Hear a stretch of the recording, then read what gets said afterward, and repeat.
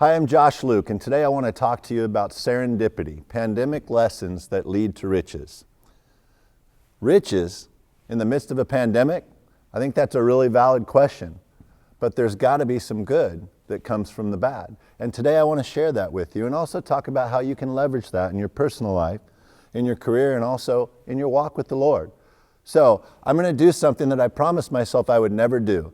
And I'm going to open a presentation with the Webster's Dictionary definition.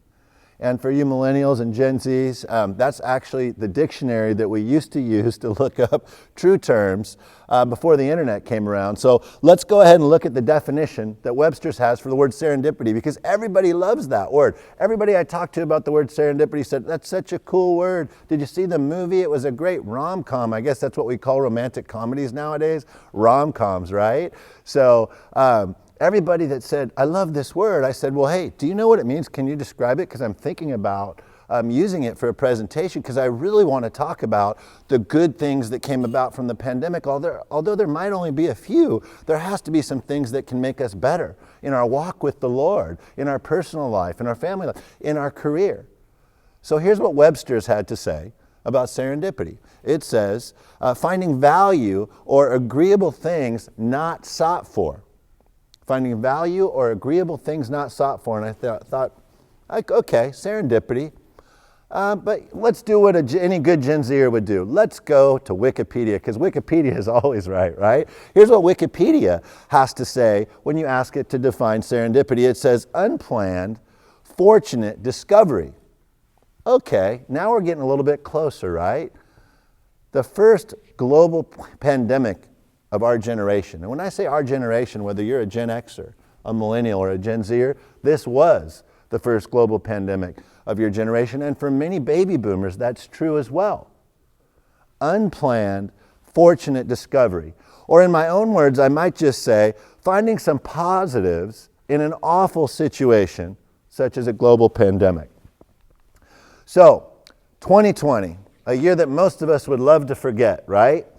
So many new things, different things, not very positive things happen. Unemployment, record rates, ended relationships, gyms closed, restaurants closed, canceled graduations, canceled proms, freshmen in college, your dorm year cut short.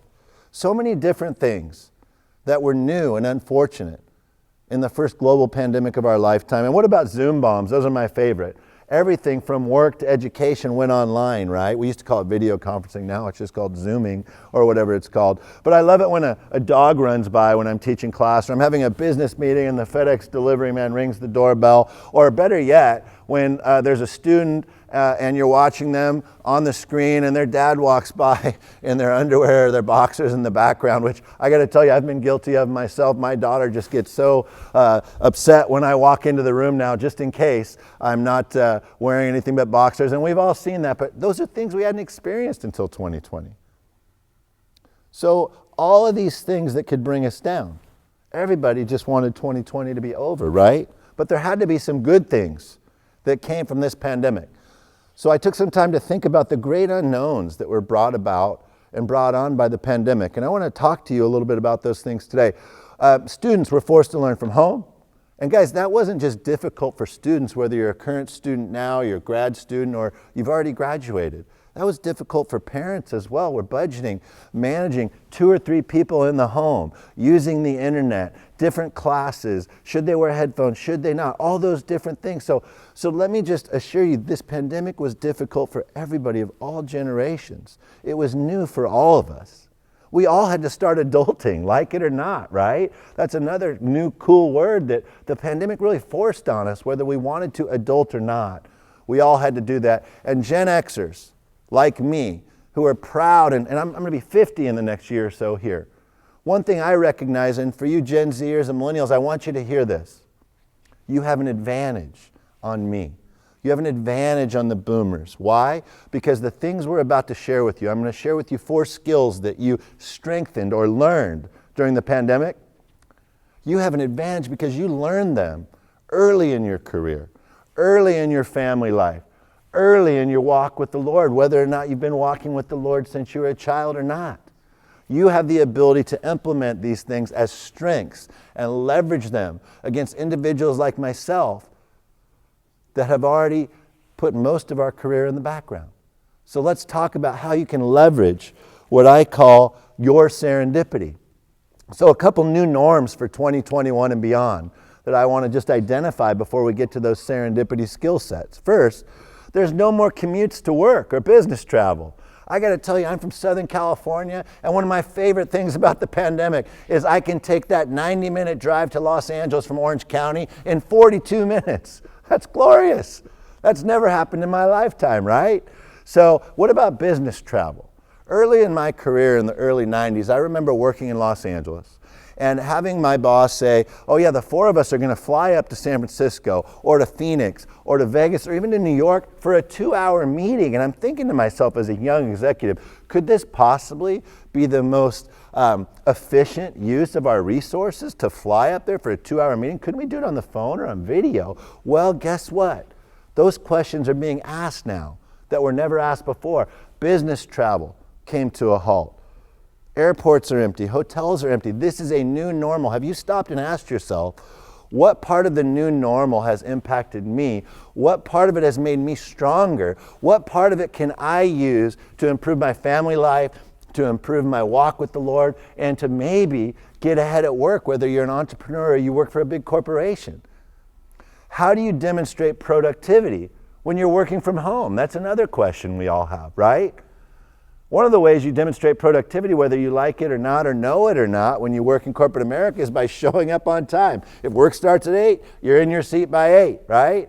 You're not playing on your computer. You're demonstrating just by visual cues. You can't do that anymore except for turning your screen on and being logged on time. What other ways can you identify to demonstrate productivity? Those are new norms for 2021, right? What about learning to lead from afar? For those of you who are leaders, this is a big challenge. It's really testing your leadership skills, isn't it? To learn how to lead from afar, because you are responsible. You are responsible for keeping that team gelled, for keeping that team productive, for keeping them on the track to productivity on a consistent basis. That's your job. So how do you do that from afar, even if you are already good at it? The pandemic definitely put you in a place where you had to step back and say, what things do I need to prioritize that I did not prioritize previously to make sure that my team is successful as a leader? And what about motivating yourself to get out of bed is maybe the hardest one, right? We've all seen people on Zoom in their pajamas, whether they want to acknowledge they were pajamas or not. So those are all the things that when life gets tough, the tough make lemonade, right? Did I just combine two cliches into one? When life gets tough, the tough get going. When life deals you lemons, make lemonade. So let's find some of those positives, and let's talk about those positives right now. Unplanned, fortunate discovery, finding good and bad. It's serendipity. Now we know the meaning of that word. It's such a cool word, and if you haven't seen the movie, go watch it. It is a great rom-com. I'm so glad I got to use that word twice in this presentation because I've never used it before. So, guys, have confidence that these lessons learned can lead to riches in your personal life, in your career, in your business, and most importantly, in your walk with the Lord. You are better for some of the things that you had to struggle through, whether you know it or not. Have confidence that your HIU education, whether now or in the past, or even if you aren't an HIU student and went somewhere else, have confidence that your education and that your work experience have prepared you for what is to come, and recognize those skills and those strengths that are either new or that you built upon during the first global pandemic of your lifetime. I want to share with you a story that exemplifies how I experienced lifelong learning and how important it is for you to experience lifelong learning before I share those 4 skill sets that are serendipitous. I want to talk a little bit about my son Brandon, who is a sophomore in college right now. And he gave me permission to share this story with you because it's a very personal story. He's my oldest child. When Brandon graduated from 8th grade, he was 6'7". 6'7". He's 6'8" now. He's a sophomore at Hope International University. But when he was 6'7" in 8th grade, I remember saying to him, son, he's very athletic, I said, maybe it's time to hang up the baseball cleats and focus on basketball. And my son's always known me to be philosophical, and I explained to him that being tall, there are doors that could be opened for you if you are a basketball player. So if you enjoy it, let's practice, let's work at it, and maybe those doors will open. So he set some goals to be a high school basketball player and started working hard and practicing. Went to the same high school I went to, so we know some of the coaches, and he set a goal to make the junior varsity as a freshman. And he ended up making the junior varsity as a freshman, but that put a couple challenges on his plate. Number one, at our high school, El Dorado High School in Placentia, California, 3 or 4 middle schools feed that school, and his middle school was one that just fed about 10% of the students, so he didn't come in with a ton of friends, and there were none of his friends on the JV when he got there. And that was tough for him. He didn't realize it at the time, but looking back, we both recognized that. And he did okay.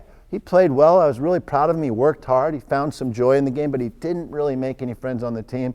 And that's not to say anything negative. He just wasn't really there to make friends. He was there to work hard and enjoy it. So when summer came and the coach said, Brandon, we want to put you on the varsity for summer. While most kids would be through the roof excited, Brandon said, okay, but can I also play junior varsity still? Because I feel like I could be a lot better this year. And I've come a long way. And the coach said, sure, that's great. You get to play 2 games a day and 2 practices a day if that's what you want. Well, what Brandon didn't share with the coach is, well, I'm already familiar with that because I did that last year. Remember, I shared some time with the freshman team. I shared some time with the JV team. And fast forward to the end of his second year on JV. Brandon had some success, but my wife and I saw his joy escaping him as the season went on. His best buddy on the team, he did have one friend on the team that year, was losing interest, wasn't playing. So Brandon started to lose interest and not play. And my wife and I were out of town. And I came home with about a week left in the season. And there was a letter, an envelope from my son on my pillow to Dad. Please read when you're alone. It's very important. So my wife gave me some privacy and said, read that, but I'd love to know what it's about as soon as you're done. And I sat down, and there was an 8-page letter from my son. An 8-page letter that said, Dad, I know we set goals, and I know this was something that I dreamed of and that you dreamed of with me because you played basketball at this same high school. But I just don't love it, and I told the coach this week that I'm not going to play anymore. And Brandon said, Dad, I know that this is hard for you to hear, which is why I had to put it in writing, because I'm not sure I could even tell you that. But here was the favorite part of the letter to me, right? It gets to page 3, and he says, Dad, other than you, the 2 most influential people in my life are Jesus Christ and Eminem. Eminem the rapper? I had to pause in my boots, and my first reaction was to get upset and say, this is garbage, and throw it out. But wait a minute. My 16-year-old son just said to me that one of the most influential individuals in his life, in his world, is Jesus Christ. That's a victory, right? And then I said, Josh, remember 16-year-old Josh? You sat in your bed staring at the ceiling, wondering what life had in store for you. And all you did was dream about being a member of Duran Duran, or Def Leppard, or Guns N' Roses, or a rap group, because in the 80s we listened to all of it, right? And those words of those songs, those lyrics meant everything to you. And if you had written a letter to your father, it would have been almost identical to this. The only difference was Brandon started by mentioning Jesus Christ. I didn't have the Lord in my life at that age. So when I finished that 8-page letter, my wife said, so what's it about? I said, here, read it. It's too hard to describe, but it's awesome. She got done. We both had tears in our eyes. And I said, let's go over to school, pull him out of school, take him to lunch, give him a hug, and thank him. And that's what we did. But what I wanted to share with you today is that was one of the most visual experiences in my life of lifelong learning, where I learned a ton from a 16-year-old about life. And when you're open to lifelong learning and you're willing to continue learning, you will improve, you will succeed, you will find those riches that you're looking for. And those are the riches we're talking about. So let's talk about, now that you've opened your mind to lifelong learning, about the 4 serendipitous skill sets that I've identified for you. Independence and self-accountability. Folks, if you weren't independent before the pandemic, you are now, whether you want to be or not, whether you like it or not. You're independent, right? You have to manage loneliness. You need to work from home or study from home. There's no more reliance on others, at least not as much as there used to be. I always joke, the hardest thing was just to rise and shine, right? What about creative ways to team build and to brand yourself or to bond? Ensuring career or school productivity is harder than ever, and those things all get back to independence and self-accountability. So the first skill, serendipitous skill I have for you to think about is your independence and self-accountability. Number 2, time management. If you couldn't manage your time before the pandemic, well, you got like a 15-month lesson on how to do it, didn't you? Because managing your time with nobody there to help you is one of the strongest skills that you can master in life, whether you're a leader or not. So many of you, whether students or professionals or just working from home or homemakers right now, you have a side hustle is kind of the term we use nowadays, right? I have my main job, but I also do this on the side. How can you manage a side hustle if you're not managing your time? What about screen time? Screen time was an issue before the pandemic, right? Oh boy, if it was an issue before the pandemic, it's a real issue now, because that time you're spending on your phone, your laptop, or your pad just shot through the roof when you were forced to stay at home under stay-at-home orders. And that really hurt your productivity, so you had to learn to manage your own productivity. You had to learn to solve problems on your own. One of my favorite things, guys, is people are spending more time with their family, and I've seen it time and time again. People have realized, I can't get up at 8 a.m., sit in front of my computer as a professional until 10 p.m. without a time management system, without a schedule. And for those of you who are entrepreneurs, you already did this, right? But for those of you who were forced to work from home for the first time or to be a student from home, you had to set parameters, and so many times I've seen this on the news or on social media, people moving from the big city to the country or saying, I changed careers because the pandemic opened my eyes to the fact that it's always been my goal to spend more time with my family or to do these things, and now I've realized it's up to me to do them, and the pandemic actually opened my eyes to that. And again, I keep coming back to this because this is ultimately what's most important, is your faith and your walk with the Lord, prioritizing time each day to do that. We talked about it for so many years, but the pandemic put us in a position where nobody's watching. We don't have to be at work at 8 a.m. or in that classroom at this certain time. We just have to be managing our own responsibilities. That's what the pandemic did when it comes to time management. I call that serendipity skill number 2. Balance your home, family, and work schedules all under one roof, and that can be a real challenge. So what is serendipity skill number 3? Well, it's your hobbies, guys. We've got to avoid anxiety and self-isolation. I used to run nursing homes. I was a hospital CEO for 10 years, and the one thing you see as people age and go from a hospital to a nursing home, self-isolation becomes a huge problem. Anxiety. Folks, I got news for you. Anxiety only gets better if you make a priority of making it better. It doesn't just get better with age. It's something you need to pay attention to and manage. And the pandemic really forced you to say, what can I do to manage my own mental health? And I, for one, am very grateful that mental health is now more of a focus, because the pandemic put the spotlight on that, and our country was way behind in addressing mental health as a whole. But whatever it was that you did to manage that, whether it's cooking or reading. I read the news every day and periodicals, but I actually read a few books, which I haven't done in years. I did that during the pandemic. What about getting into stock trading or cryptocurrency trading? Stock market went through the roof during the pandemic. Cryptocurrency really went from its early stages to acceptance during the pandemic. And you've seen it go up and down, and say what you want about it, you could have learned a ton by trading or studying it during the pandemic. So if that helps you minimize your anxiety, it's just another example of serendipity skill number 3, hobbies to avoid anxiety and self-isolation. And hey, for those of you who have always wanted to write a book, what better time than during a pandemic? And the 4th and final serendipitous skill I want to share with you today is just your health and well-being. You were forced into a position during the pandemic where your health had to be a priority. It absolutely had to be, because either you said, hey, I have more time to work out, I can prioritize better, you use some of those other skills we talked about, or like me, what happened? About a month into the pandemic, you went, whoa, my britches are fitting a little tighter than they were before. I'm gaining weight, so now I have to prioritize my health and well-being. And I'm not just talking about physical health. We're talking about mental health as well, and we're talking about spiritual health. But look at companies like Peloton. They were doing all right, and then the pandemic came in through the roof. Home-based physical health support, right?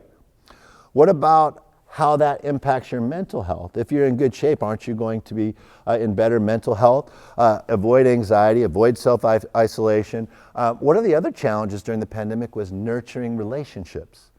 There were those people that you always wanted to put distance between, right? That was the easy part. But what about the others that you knew even before the pandemic that you needed to invest in that relationship? Whether it was a friend, a coworker, a friend from church, spouse, parent, sibling. You were now forced during the pandemic to figure out how to bridge that gap that you've prioritized without interpersonal communication in the flesh. And that was something that was new for us. So again, another serendipitous skill. Same with scheduling family time. I talked about this a second ago. It's been great to see so many people prioritizing family time, doing more things, interacting with their kids. It's been very encouraging for me, which leads to the final type of health I want to talk about, which is spiritual health. Health and well-being. Serendipity skill number 4. Praying each day, reading your scripture, focusing on your walk with the Lord, having that quiet time. All of these things. I told you I would lead you down a path where you recognize there were some positives that came from this pandemic. So now, let's talk about you. Let's talk about what your M&M moment will be. And no, I'm not talking about the rapper now. I'm talking about those colorful little M&Ms where I had that moment where I realized my son was teaching me something and it was beautiful. So what will be your M&M moment where you commit yourself to lifelong learning, where you commit yourself to saying, hey, there might be more than 4. There might be more than 4 serendipitous skills that I got better at during the pandemic. More than the 4 we talked about today. More importantly than how many there are, which ones did you personally really strengthen your skill set on during 2020 and 21? Because if you're committed to continuous quality improvement, if you're committed to always being focused on your family and your walk with the Lord and your business if you're an entrepreneur, or climbing the corporate ladder if you work in corporate America, these skills will help you, but recognize which ones you improved upon the most, and then figure out how you're going to leverage them and excel in them. So here's my question for you today as we wrap up. What will you do to leverage your serendipity? Leveraging your serendipity is what I'm here to share with you guys today. Millennials and Gen Zs, I just want to remind you one more time, you have an advantage because you not only learned these skills before age 40, but you now have the opportunity to implement them for the second half of your life. That is an advantage over many of your supervisors, over Gen Xers like me. And I'm a proud Gen Xer, guys, but you have that advantage. Recognize it and leverage it. Leverage your HIU education, leverage your experience, leverage your gifts, and enrich your life. It all comes down to love for yourself, self-accountability, and being your best you. So I just want to wrap up by asking you, how are you going to leverage your serendipity? Thank you.